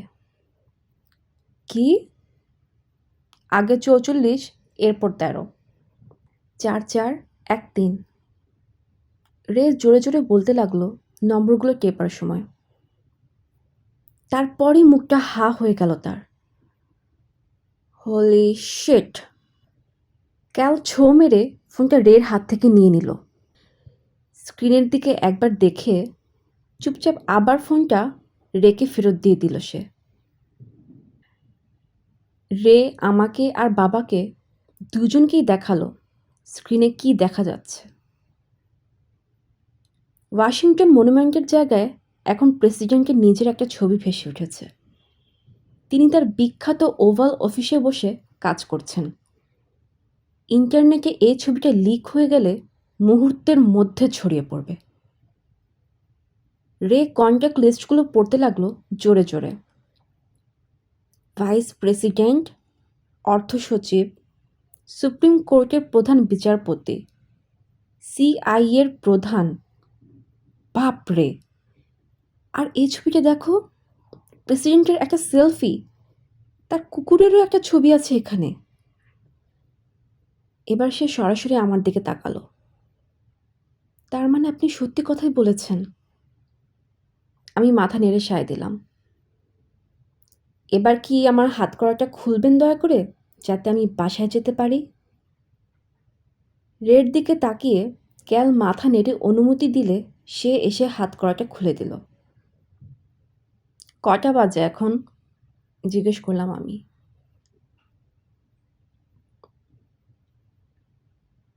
8।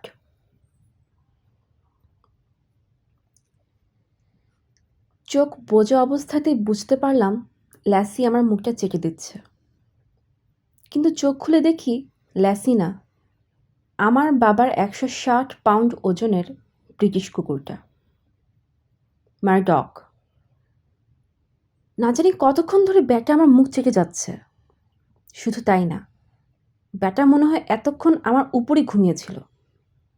কোমর থেকে নিচের অংশে কিছুই অনুভব করতে পারলাম না। মনে হচ্ছে যেন প্যারালাইজড হয়ে গিয়েছি। অক্ষত অবস্থাতে কি আর কোনো দিন জেগে উঠতে পারবো না? মার্টককে সরিয়ে উঠে দাঁড়ালাম। এরপর মাথার ব্যান্ডেজটা পাল্টে নতুন আরেকটা ব্যান্ডেজ লাগিয়ে যখন রান্নাঘরের টেবিলে গিয়ে বাবার পাশে বসলাম, তখন বাজে ৩:৩৬। এরকম খুঁড়িয়ে খুঁড়িয়ে হাঁটছো কেন তুমি? আপনার গর্দভ কুকুরটা আমার পায়ের ওপর ঘুমিয়েছিল। মার্টক এসে বাবার কোলে মাথা তুলে দিল। না না, তুই গর্দভ না, বাবা ওটাকে আদর করতে করতে বললেন। আসলেও ওটা গর্দভ না, কারণ গর্দভ হতে হলে মাথায় একটু হলেও বুদ্ধি থাকতে হবে। ফ্রিজটা খুলে দেখি ইসাবেল আবার নতুন করে স্যান্ডউইচ বানিয়ে রেখে গেছে।